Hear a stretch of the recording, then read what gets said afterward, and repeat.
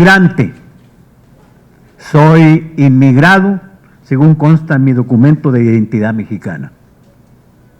Previamente, en términos administrativos diplomáticos, he pasado por la condición de refugiado, asilado e inmigrante en México.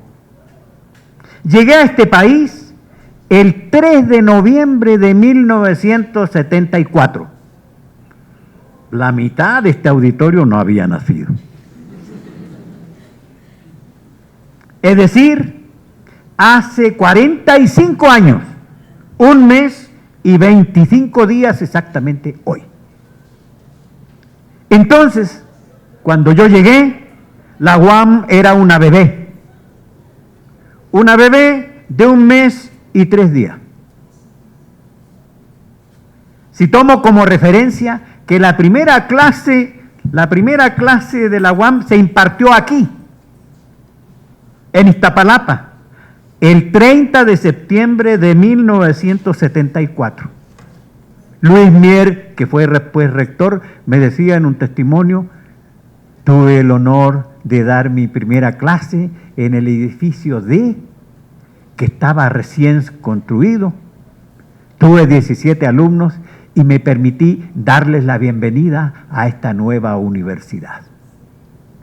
Luego nos acoplamos, Héctor Muñoz, ¿no?, y yo, en términos de la contribución chilensis directa, cercana al Departamento de Filosofía. Pues esos son los tiempos. Entonces, quiero subrayar, quiero testimoniar de que desde el origen de todo este proceso de migración y de vivencia personal, México literalmente me rescató de Chile y de mi condición de perseguido político, de encarcelado y luego preso domiciliario desde el 11 de septiembre de 1973, días del golpe de Estado y la subsecuente dictadura militar en Chile. Dictadura que duró 17 años. A nadie le recomiendo que siquiera piense en la intervención del estamento militar en la gobernabilidad de un país. Es una experiencia atroz, ¿no?, y comprometida con la seguridad, con la vida de las personas. No hay que andar elucubrando con esos pensamientos, porque la llegada y la concreción de un sistema de esa naturaleza no es recomendable ni aquí ni en ningún lugar. Se los digo por experiencia personal. Bueno, pues entonces desde allí, de ese lugar, México me trajo, insisto, literalmente de la cárcel a la libertad. Este para mí es un territorio libre y eso lo defenderé a morir. Salí de México a la libertad. El que sería después mi próximo hogar hasta el día de hoy. En esta coyuntura, como nos gusta decir a los historiadores, es bueno recordar también que a pocos días de llegar a México me sacaron con una visa de turista y con el apoyo de Amnistía Internacional y de Cáritas Chile. No sé por qué, Cáritas se dedicaba a alimentar a la gente, pero venía su firma en el esfuerzo, ¿no? A pocos días de estar aquí, yo diría a 23 días de estar aquí, México rompe relaciones con el régimen militar de Pinochet el día 26 de noviembre de 1974. Y yo quedé en el limbo. No obstante, un rápido acuerdo, ¿no?, entre la Secretaría de Gobernación, el licenciado Moya Palencia, y el Colegio de México, don Víctor Urquidi, ¿no?, yo había fijado mi lugar de residencia en el Colegio de México. No tenía otra. Y el decreto, la ruptura de relaciones, ¿no?, implicaba que todos aquellos que no tenían certeza y arraigo debían abandonar el país. Yo estaba en esa lista. entonces se arregló entre Gobernación y el Colegio de México mi permanencia. Un año después, don Omar Martínez Legorreta me confesó en una circunstancia: mire, Daniel, esto es lo que pasó. Usted estaba en la lista de ser deportados de México. Lo arreglaron esto entre el licenciado Urquidi y el secretario Moya Palencia. Y me dijeron que no le dijera nada a usted para no inquietarlo. Y para que siguiera estudiando como se había comprometido originalmente. Entonces, pues, me declaro beneficiario, obviamente, de la notable y singular doctrina del asilo mexicano. Hoy día en cuestionamiento, hoy día controvertido, porque hay un personaje del Cono Sur que está hoy día aquí, incómodo en muchos sentidos. Pero yo en lo personal, y Héctor, en alguna medida aquí también presente, hemos sido beneficiarios de esta que yo califico de notable, de singular doctrina bajo la esfera de la doctrina Estrada del asilo mexicano, tradición pues que todos conocemos y usufructuamos, españoles, judíos, aunque no es una connotación, digamos, de nacionalismo, sino de otro tipo de identidad, pero muchos españoles, muchos judíos, por supuesto muchos chilenos, argentinos, brasileños, uruguayos y un largo etcétera, al día de hoy, hemos sido beneficiarios de esta doctrina, la cual obviamente yo tengo que agradecer. Así pues, en concreto y sin ambaje alguno, México me abrió la puerta a la libertad, me salvó la vida y luego me ayudó a reconstruir mi familia y a arraigarme y a identificarme con este país. Entonces, gracias tiene un profundo significado y un compromiso. Cuando hablaba con mis alumnos, les decía: no, hay una pequeña diferencia entre ustedes y yo. Yo elegí a este país, porque podía haber ido a Australia y fui aceptado en Stony Brook, en Nueva York, nada más que no sabía inglés. Entonces, yo elegí a este país, a ustedes les tocó nacer aquí. Pero con distinto origen debemos trabajar de consenso, ustedes y yo. La otra reflexión que tengo que hacer me sitúa en el ámbito de lo que ustedes han aquí nombrado como el ámbito de la docencia, la investigación, la difusión de la historia de Asia y África, etcétera, y mi probable y modesta contribución a la formación del historiador en algunas escuelas, no solamente en la UAM, también tuve un trabajo en la Iberoamericana, etcétera. No, debo destacar en esa acción, y por supuesto agradecer a las dos instituciones que han sido fundamentales para el desarrollo de esta tarea, que ha sido el Colegio de México y la UAM. El primero, porque me abrió las puertas a la especialización histórica y me comprometió a trabajar en dicho campo en una suerte de misión impostergable, no imposible. Una misión impostergable. Y la segunda, la UAM, porque me proporcionó, ahora sí, desde 1984, me proporcionó esta plataforma fundamental que me arraigó, me dio mi casa en el sentido más amplio y me garantizó condiciones laborales y condiciones académicas casi óptimas en ese momento para el cumplimiento de mi trabajo, que aquí se ha calificado un poco de misión, ¿no? Desde 1984 hasta el 17 de julio pasado, es decir, cuando cumplí un poco más de 35 años.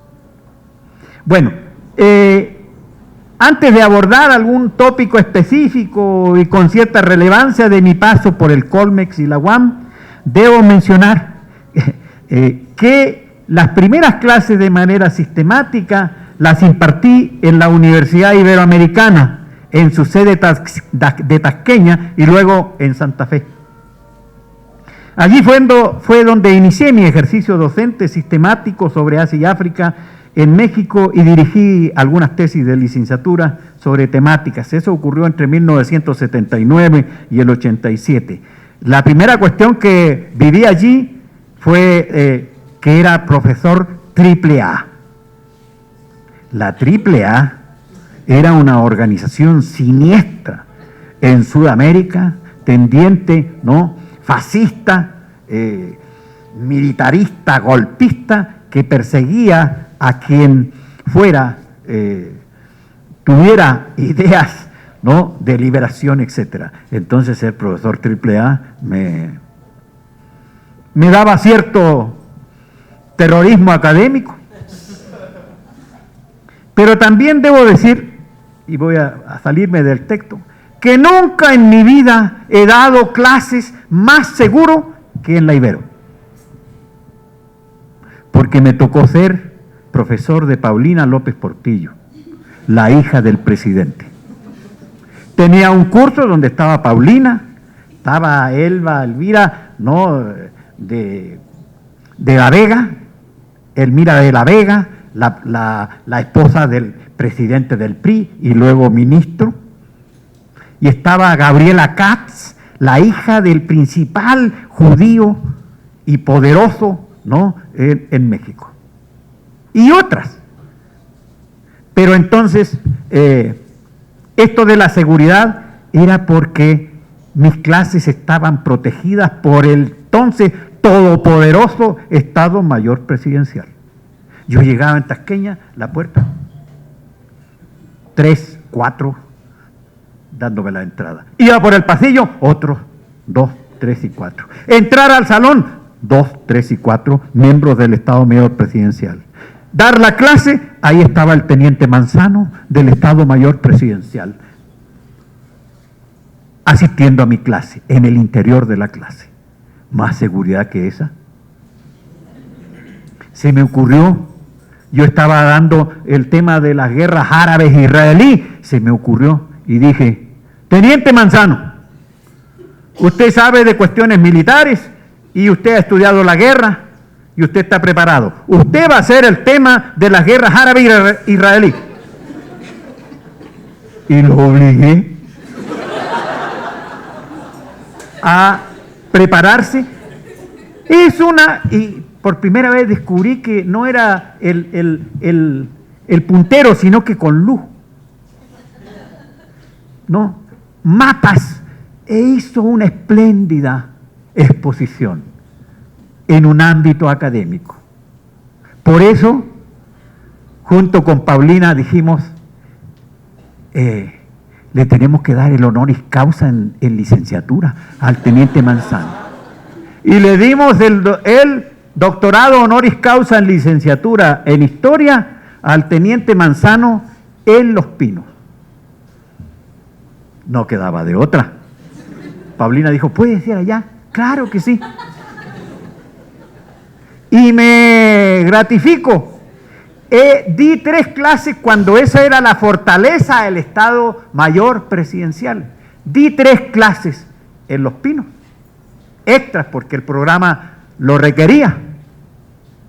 Y a una de ellas por 30 minutos, más de media hora, asistió el presidente de la República, el presidente López Portillo. No estoy inventando, tengo tendencia a la exageración, ustedes saben. Es verdad. Entonces he dado mi clase de historia antes que se abran Los Pinos. Yo di clases en Los Pinos y asistió el presidente durante 30 minutos. Y después me tomó del brazo y me dijo, profesor, quiero que vea ahí, mire lo que me regalaron los japoneses.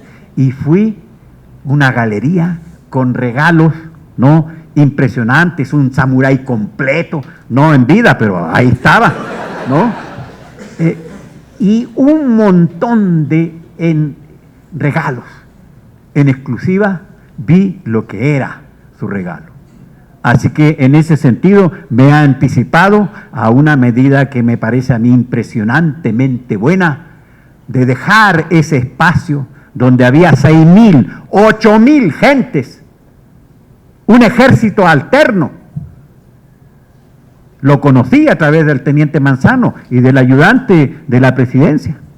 Un poderosísimo aparato al margen que hoy día no existe, y ese espacio sagrado pero exclusivo hoy día está abierto y uno puede acceder a él y ver de lo que se trata. Esa anécdota me pasó en la Ibero. Como también me pasó otra. Mis clases obviamente tienen que ver con el confucianismo, había una confusión.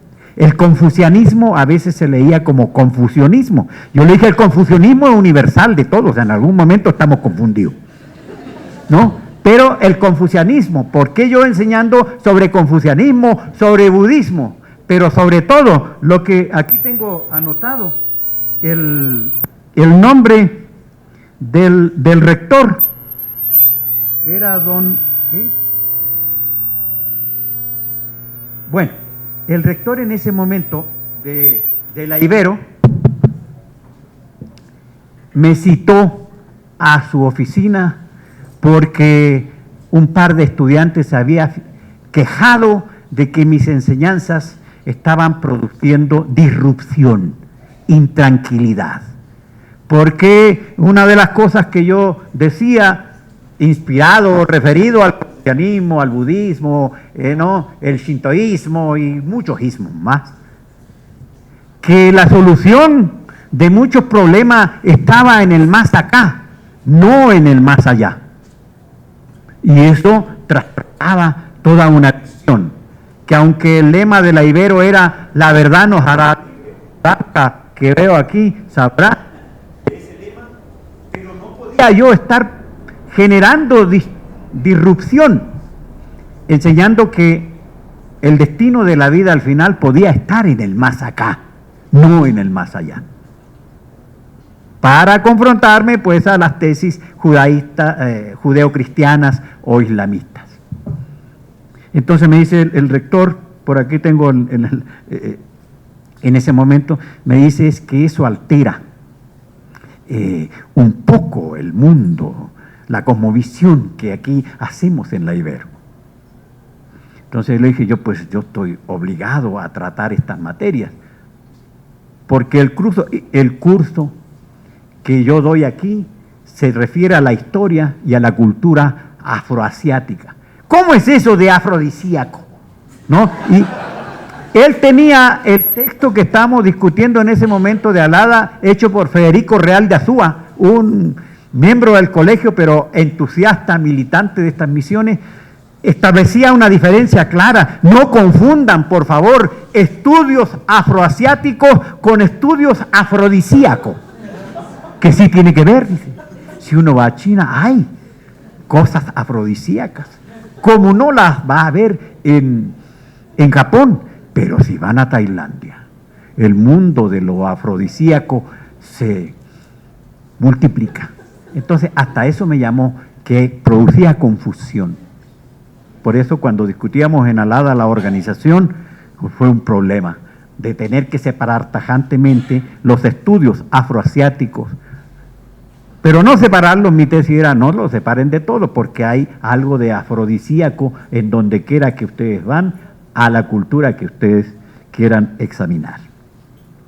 Bueno, debo regresar al Colmex, a la UAM. Al Colmex regreso con una anécdota también. Quiero abandonar la formalidad del texto para ir, ya estoy cerca de terminar. Yo fui el primer estudiante del Colegio de México que abrió el programa de intercambio académico a la Universidad de Tsukuba, como se hacía memoria acá.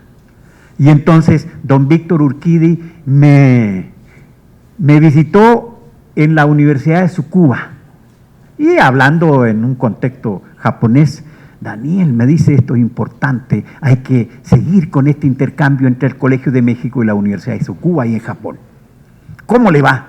No, me va muy bien, estamos aquí. Pues aquí estaba Víctor. Bueno, nuestra vivencia en Tsukuba fue formidable. Aunque Víctor, ¿no? Tenía, aparte de todo lo académico, él se iba a confrontar con los japoneses. Le ponían una madriza. No. Lo veía rojo, dije, pero le tundía dos, ¿no? En sus estudios de las artes marciales. Yo, por razones obvias, no elegí ese terreno, pero allí estuvimos esta vivencia. Entonces don Víctor Urquidi me visita para saber cómo iba el programa. El programa era yo. Entonces yo le dije, muy bien, todo. No, porque usted no se olvide, usted tuvo la educación del príncipe. ¿Cómo es eso? No, en Japón.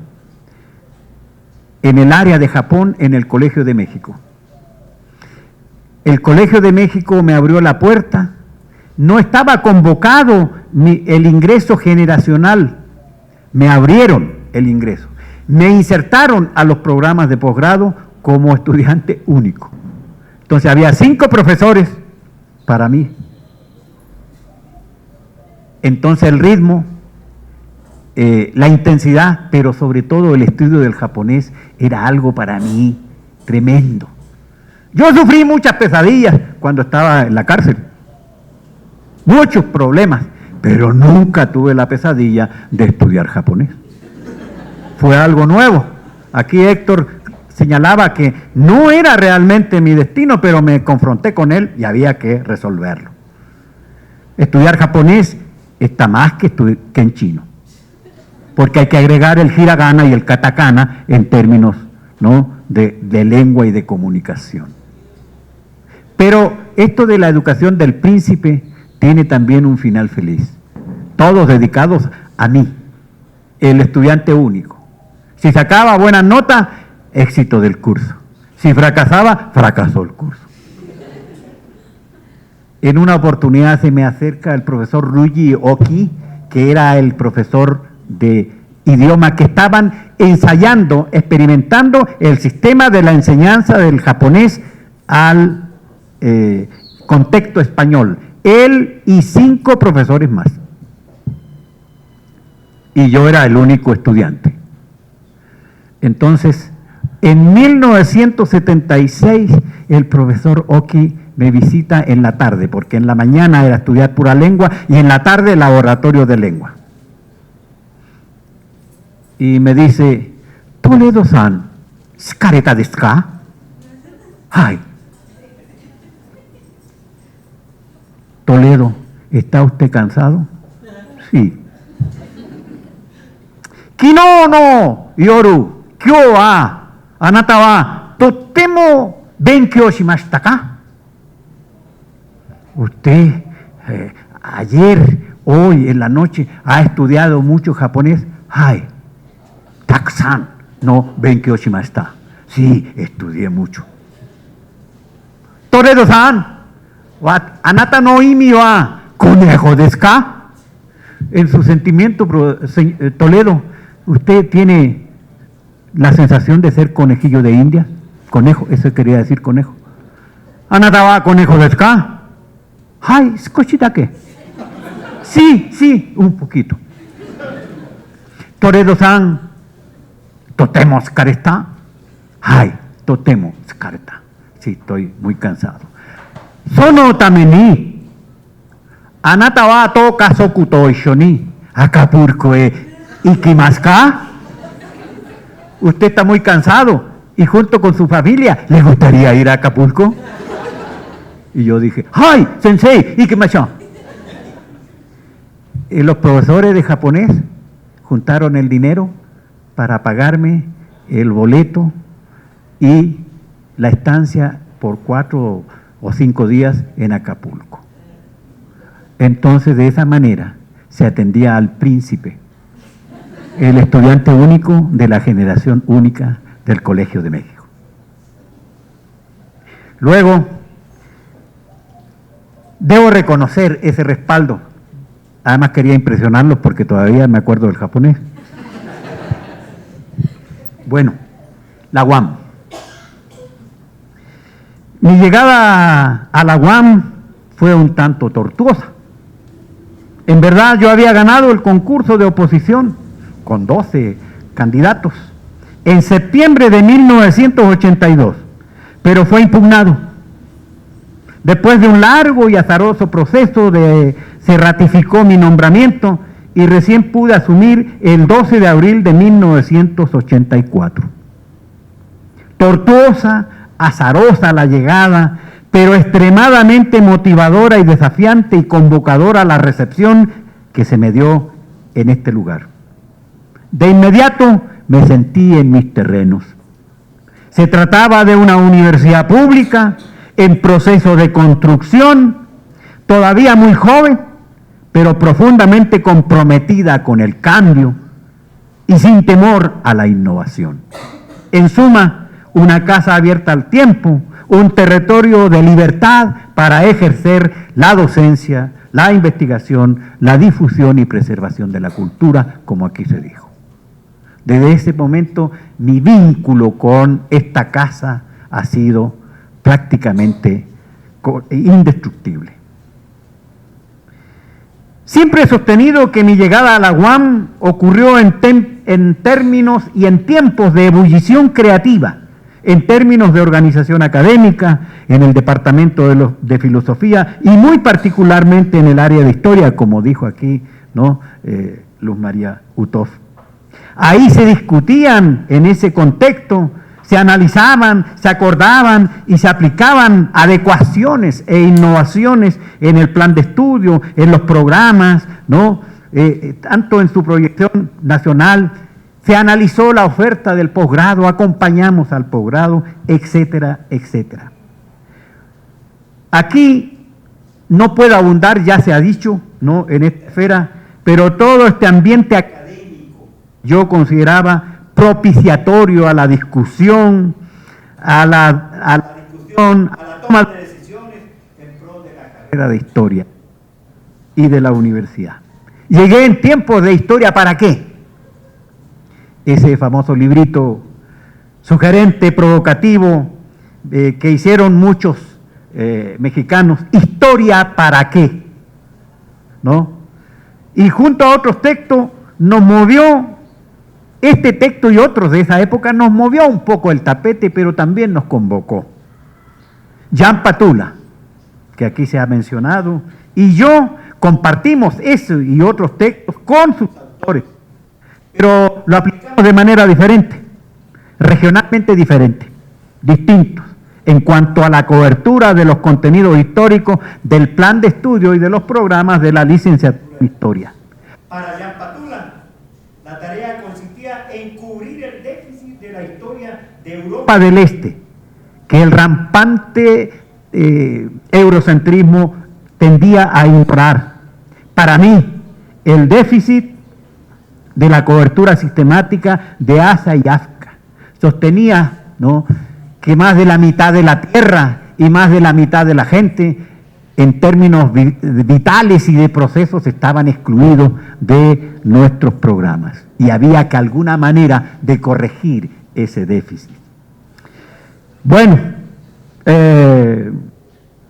este esfuerzo, que a mí, bueno, esta realidad que a mí me parecía francamente aberrante.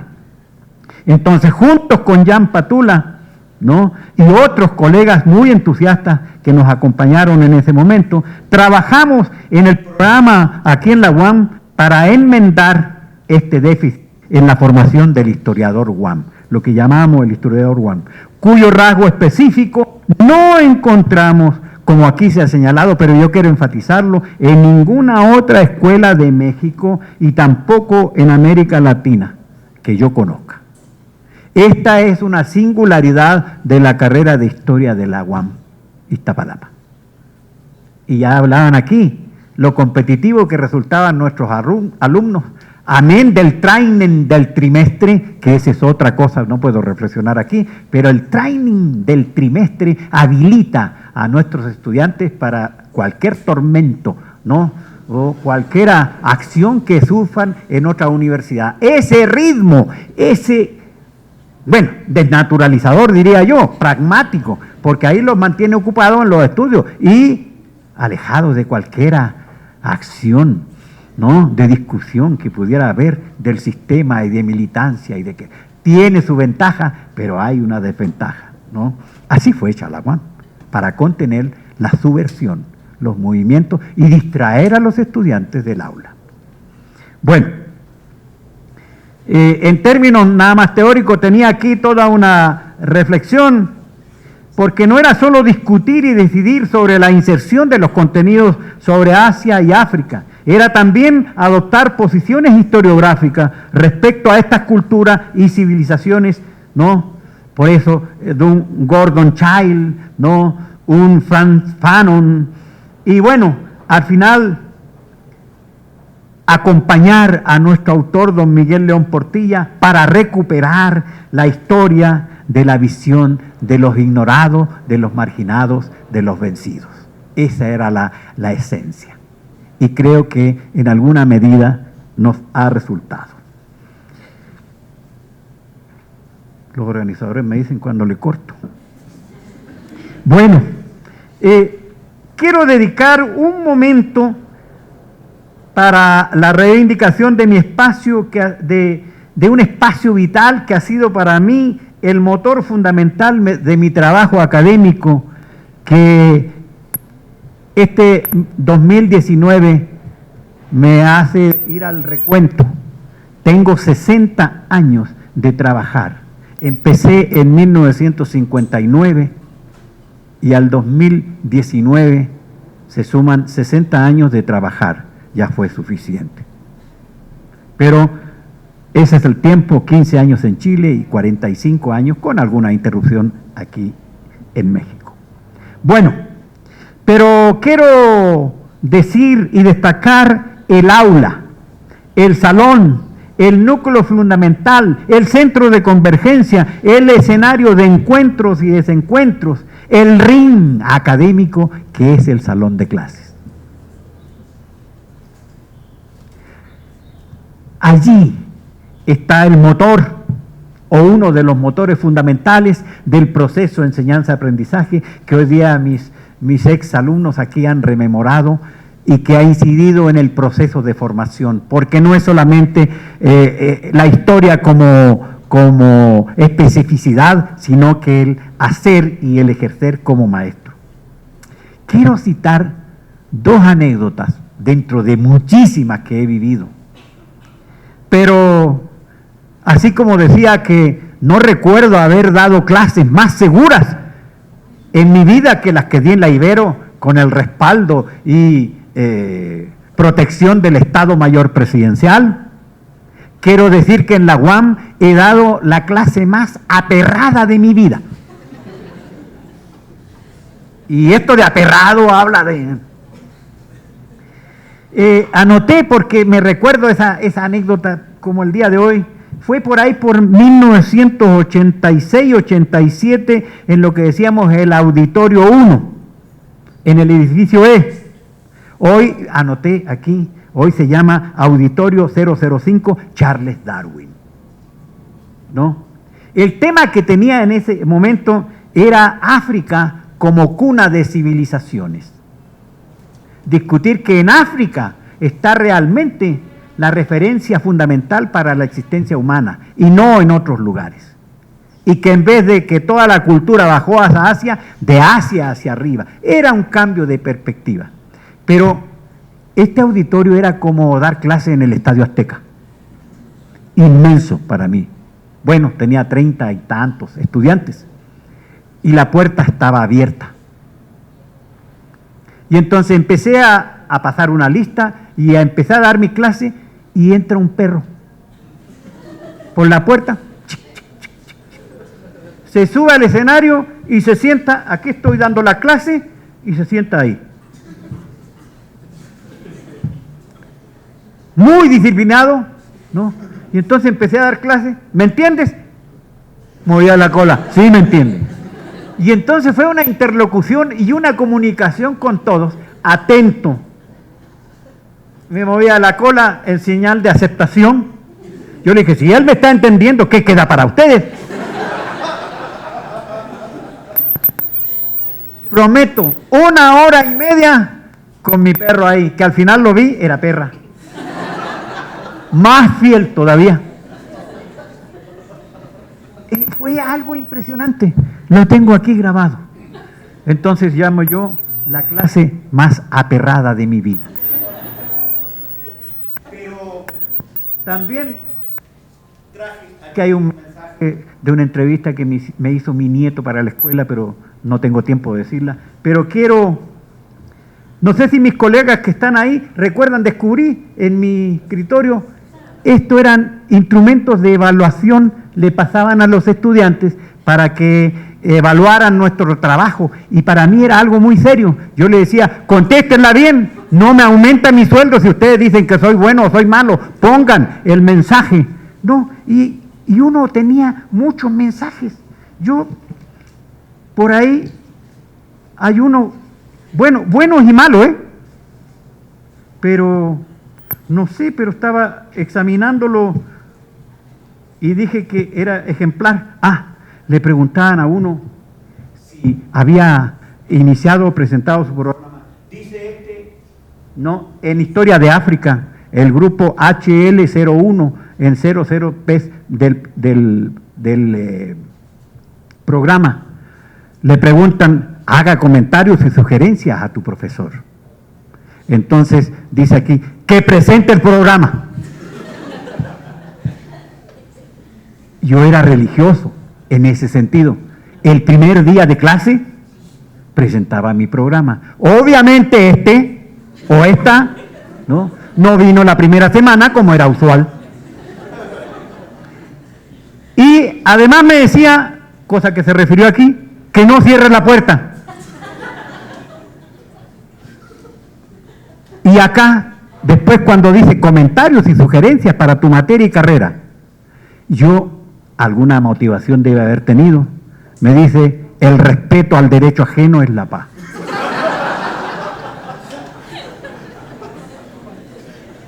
No sé qué lo inspiró, yo le estaría faltando el respeto, como muchas veces me ha pasado. Y es que soy migrante, pero, a poco andar, me siento extremadamente mexicano. ¿Se cortó? ¿Se oye? Bueno, otra cosa que quiero, porque esto ocurre, y cuando Fernando hablaba y Cecilia, allí se construyeron muchas relaciones, pero quiero leer esta, que supuestamente puede haber sido en una clase en el 2004, porque aquí se anuncia, porque es un reuso, se anuncia Ciencia Primavera 2004 y Otoño 2004, ¿no? Y acá sale una foto de Gustavo Chapela, ¿no? Tomando posesión. No sé, no puedo, pero guardé el documento que estaba en el pizarrón. Y el mensaje es el siguiente: amor. Tienes que ser fuerte. Todo va a salir bien. Yo le pido a Dios que así sea. Por lo que a mí respecta, ten la seguridad que te voy a apoyar en todo. Y no temas en que te pueda ocurrir lo que a tu mamá con tu papá. Yo soy y te he demostrado que soy distinto. Yo te respeto, te apoyo, te cuido y por sobre todo te amo. Cuando no sientas que todo se te sale de las manos, recuerda solo una cosa: que me tienes a mí y que no te voy a defraudar. Te amo, ardillita. Sonríe y pídele a Dios para que todo salga bien. Toño. Esto estaba en un pizarrón de uno de los salones de clase. Bueno, allí en el salón se incuban, en mi trayectoria, o se han incubado muchas cosas.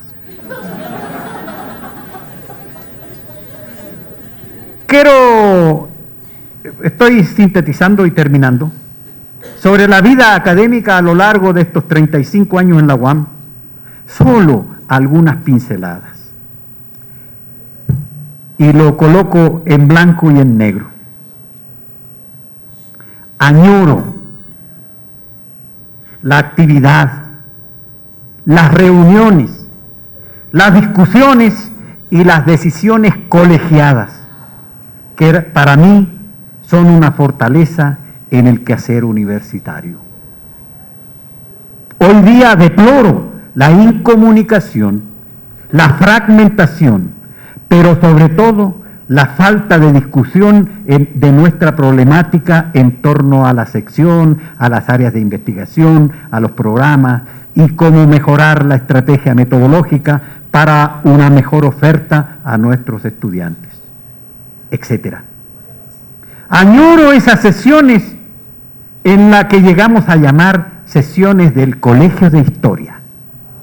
El Colegio de Historia, para discutir y decidir sobre el mejoramiento y en la adecuación del plan de estudios y los programas de la licenciatura, o para decidir el perfil de nuestras plazas y buscar los mejores prospectos académicos para beneficio de la carrera de Historia aquí en la UAM-I y para nuestros alumnos, por supuesto. Hoy en día deploro profundamente la ausencia de estas instancias colegiadas.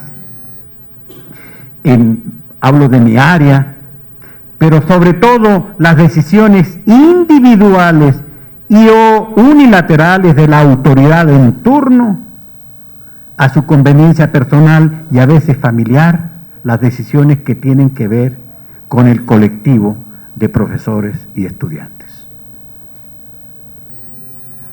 En los últimos 10 y me atrevería a decir 15 años,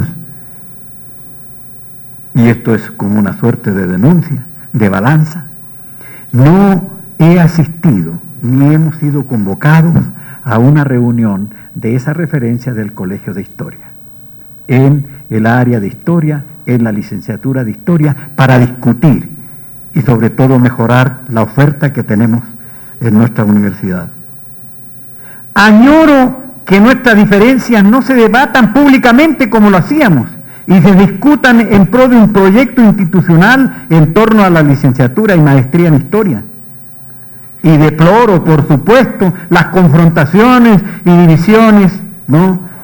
Y la preponderancia de los intereses individuales en vez de lo colectivo. Como dije, no puede ser que en los últimos 10 años no hayamos sido, por lo menos yo, no haya sido convocado para resolver nuestras diferencias en la discusión en términos dialécticos, ¿no? Cuando éstas realmente existían en pro. Y en este último tiempo, añoro al auténtico sindicato único, aquel de piñón, inclusive de bueno, como sus dirigentes, ¿no?, que consiguió contratos colectivos óptimos para la UAM en la década de los 70, de los 80.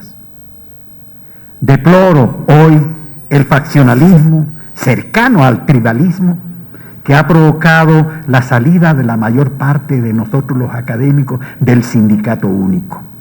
El de sindicato único está, por supuesto, en crisis. Y deploro su condición, su conversión en una agencia de consecución y comercialización de plazas de empleos, en lugar de ver cabal y integralmente por mejorar las condiciones de trabajo en la UAM. Deploro que un me canso ganso, ¿no?, sea para romper en esta última huelga, sea para romper el récord de la huelga más larga en la historia de la negociación colectiva en la UAM, y no para mejorar literalmente las condiciones de trabajo y subsecuentemente fortalecer el proyecto UAM aquí. Y no solo en su entorno local, sino también internacional. Pero sí observo y confío, nuestra universidad tiene reserva institucional, reserva en lo personal, en lo académico, para afrontar hoy día el proceso de renovación de la universidad. No solamente en términos nuestros, Por eso he aceptado, y no por el maligno que me aquejó, sino por la convicción de este programa del retiro, de la renovación académica. Porque es hora de que la universidad dé, ¿no?, después de cierta anquilosamiento institucional y operacional. Por ahí me salté. Sí reconozco que en términos institucionales, me falta decirlo, hayamos tenido ese sistema de becas y estímulos que mejoró nuestro trabajo académico, y la presencia del SNI, que reconoció muchas cosas. Pero reclamo que esa misma operatividad del sistema de becas y estímulos que la universidad creó para arraigarnos y producir, y el SNI para impulsar nuestro quehacer educativo, se haya transformado en una buena parte de nosotros en una estrategia para el puntismo personal. Eso ha deshecho un poco la red de proyección y de trabajo. Y entonces, cuando me estoy retirando, quiero confiar, como siempre he confiado en mi casa, que haya la renovación necesaria, que vengan nuevos cuadros y que demos ese paso que ya está haciendo falta en nuestra universidad, que llega al medio siglo de vida. Vuelvo al principio. Hoy, pero estoy tremendamente emocionado. Los quiero. Me han proporcionado hoy día la gratitud de, no sé, de reforzarme en lo personal y en lo institucional. Y quiero tomarle la palabra a mi rector y amigo, Rodrigo, de que por favor cree y dé un sistema institucionalizado. No estoy pidiendo ni demandando sueldo ni privilegio, pero que en esta red, los que nos retiramos y permitimos la renovación y la modernización de la universidad, no nos desvinculemos de ella. Podamos ser lectores, podamos ser apoyadores, acompañantes en este proceso de formación. Yo no me pienso desvincular, aunque les prometo, o les refiero, y con esto termino, por supuesto. El día que tuve que firmar frente al jefe de personal, con una fila atrás, venía acompañado con Gloria, mi esposa, entonces firmé en este programa de renovación, firmé mi renuncia a la UAM. Ciro, profesor, ahí en personal, por favor pase. Firme aquí. Firmé. Muchas gracias, profesor. Y entonces y eso significaba que estoy fuera de la UAM. Muchas gracias, profesor. Y le digo yo, y ni un besito siquiera.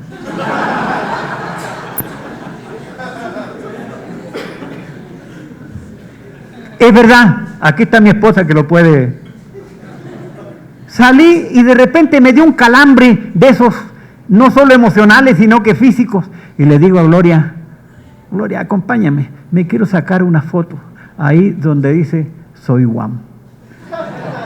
Solito fui, mi esposa me sacó la foto para superar el síndrome de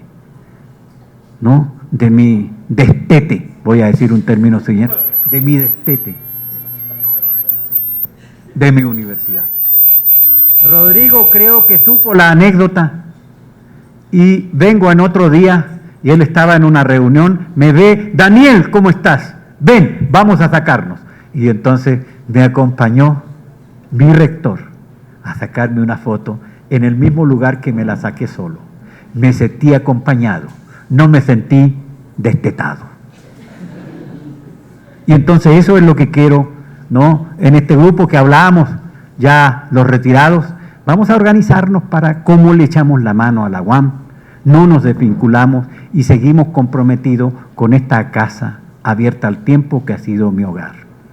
Entonces vuelvo al principio, creo que he dado, no de manera sistemática, quizás desordenada, una un aval, un testimonial que avala esto de gracias a la vida, gracias a México, gracias a la UAM y por supuesto, gracias a todos ustedes que me han acompañado el día de hoy. Muchas gracias.